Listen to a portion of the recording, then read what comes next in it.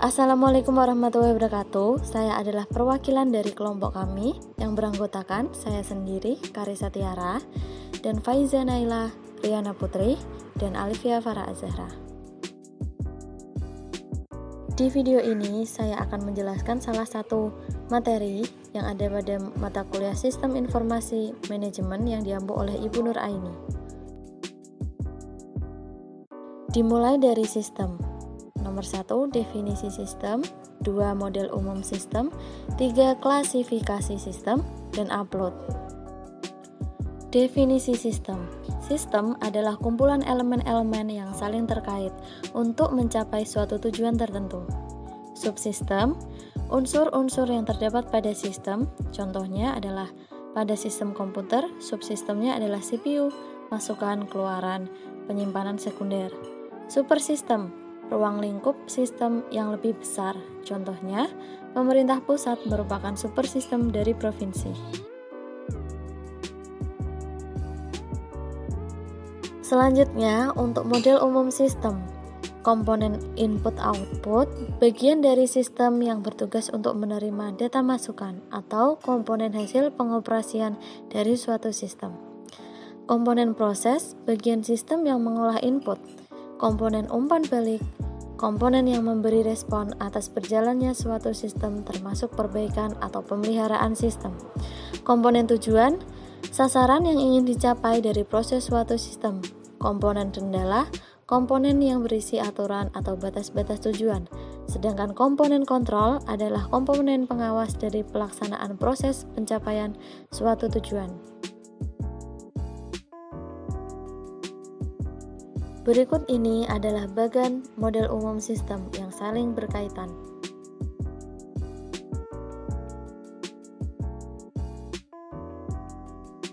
Klasifikasi sistem terdiri dari 1. Sistem alamiah atau natural system dan sistem buatan manusia atau human-made system. 2. Sistem tertutup atau closed system dan sistem terbuka atau open system.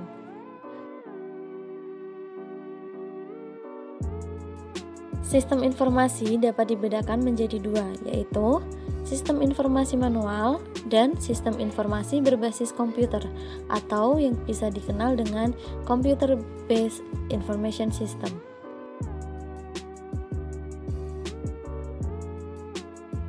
Apakah sistem informasi itu? Mari kita lihat pada gambar ini. Tentunya sistem informasi memiliki tujuan dan untuk memperoleh tujuan tersebut, kita harus memperhatikan komponen-komponen penting, yaitu informasi, orang, dan teknologi informasi. Semuanya itu harus mengikuti prosedur kerja.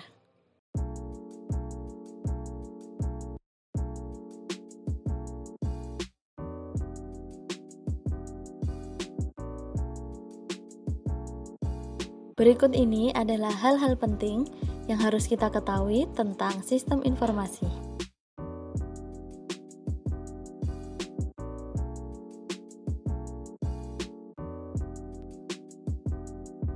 Nah, berikut ini adalah komponen sistem informasi yang terdiri dari blok masukan atau input block, blok model atau model block, blok keluaran atau output block, blok teknologi atau teknologi block, blok basis data atau database block, dan blok kendali atau control block.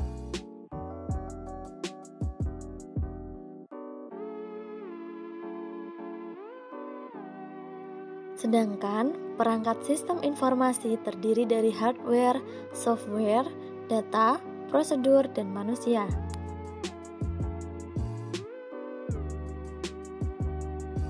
Untuk pengelolaan sistem informasi terdiri dari 4, yaitu yang pertama manajemen level atas, digunakan untuk perencanaan strategis, kebijakan, dan pengambilan keputusan.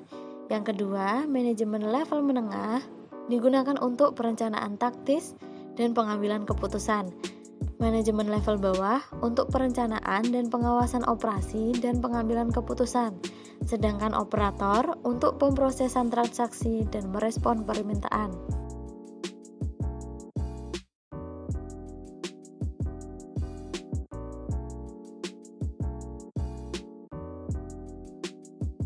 Berikut ini adalah contoh struktur organisasi teknologi informasi.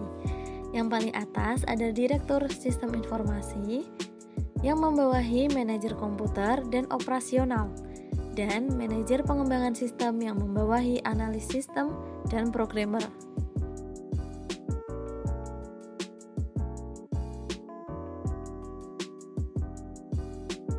Perlu diketahui bahwa sifat sistem informasi tidak harus kompleks dan bisa saja menggunakan sebuah komputer.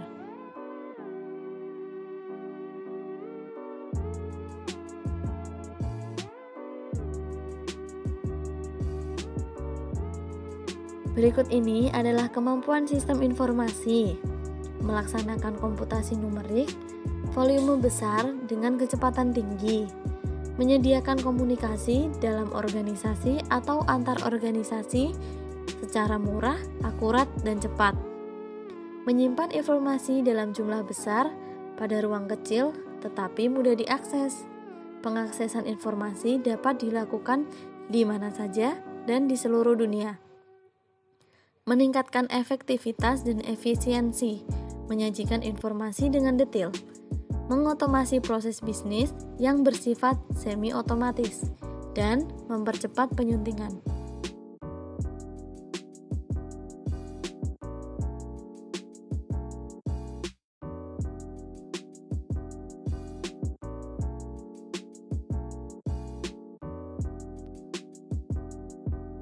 Nah, apa saja faktor-faktor yang mempengaruhi sistem informasi? Yang pertama adalah faktor metode kuantitatif, digunakan sebagai alat bantu manajer untuk proses pengembalian keputusan. Yang kedua, faktor penggunaan komputer sebagai alat bantu sebagai sistem informasi berbasis komputer. Yang ketiga, faktor sumber daya manusia sebagai penggerak utama suatu sistem.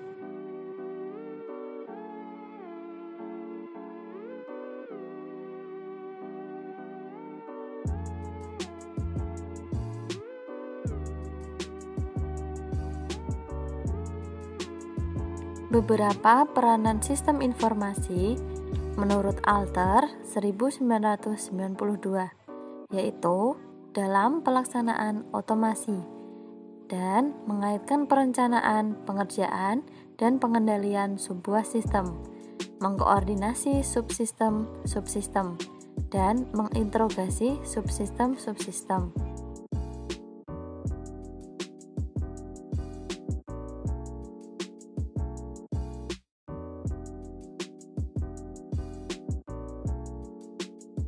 Hubungan antara perencanaan, pengerjaan, dan pengendalian.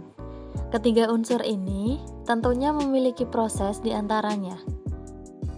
Proses antara perencanaan dan pengerjaan yaitu rencana kerja dan standarisasi kerja. Hubungan antara pengerjaan dan pengendalian, umpan balik hasil kerja versus rencana kerja, dan informasi pengerjaan. Sedangkan hubungan antara perencanaan dan pengendalian yaitu rencana kerja, standarisasi kerja, dan kinerja sekarang dan masa lalu.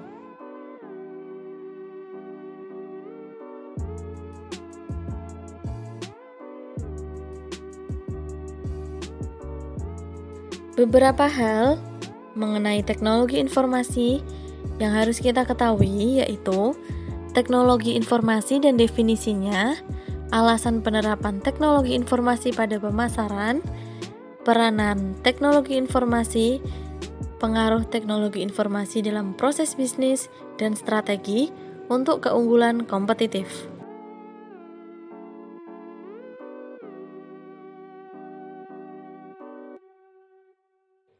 Definisi teknologi informasi menurut Alter 1992. Teknologi informasi mencakup perangkat keras dan perangkat lunak untuk melaksanakan satu atau sejumlah tugas pemrosesan data seperti menangkap, mentransmisikan, menyimpan, mengambil, memanipulasi, atau menampilkan data.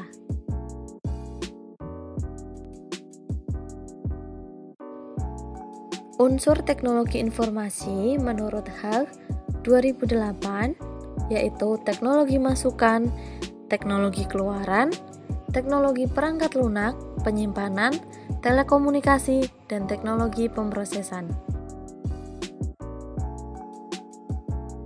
Alasan penerapan teknologi informasi pada pemasaran. Yang pertama, memberikan lebih banyak informasi kepada manajer melalui pemakaian sistem pengambilan keputusan atau Decision Support System. Yang kedua, mengintegrasikan berbagai bagian yang berbeda dalam organisasi dan menyediakan banyak informasi ke manajer. Yang ketiga, sistem antar organisasi dilengkapi dengan pertukaran data elektronis untuk menciptakan hubungan antara organisasi dan pemasok.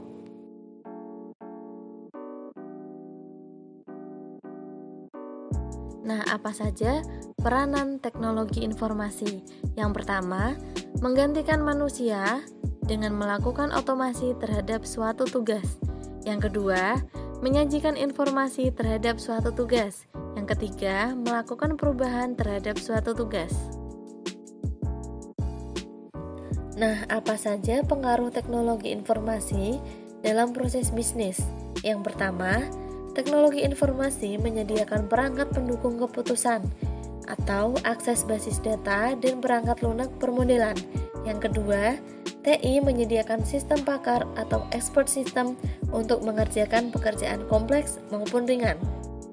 Yang ketiga, TI memungkinkan untuk berbagi basis data sehingga informasi dapat muncul dalam banyak tempat secara serentak. Yang keempat, TI memungkinkan komunikasi data tanpa kabel atau wireless.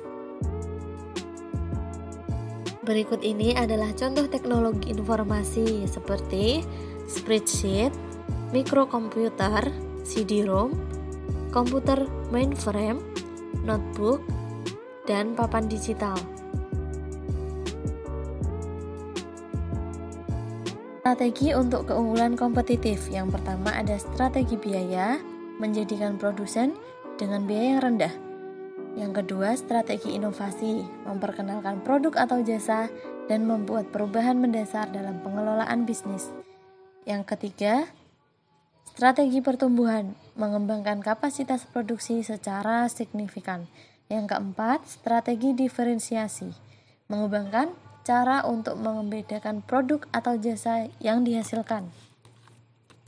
Yang kelima, strategi aliansi, membentuk hubungan dan aliansi baru dalam pelanggan, pemasok, pesaing, konsultan, dan lain-lain.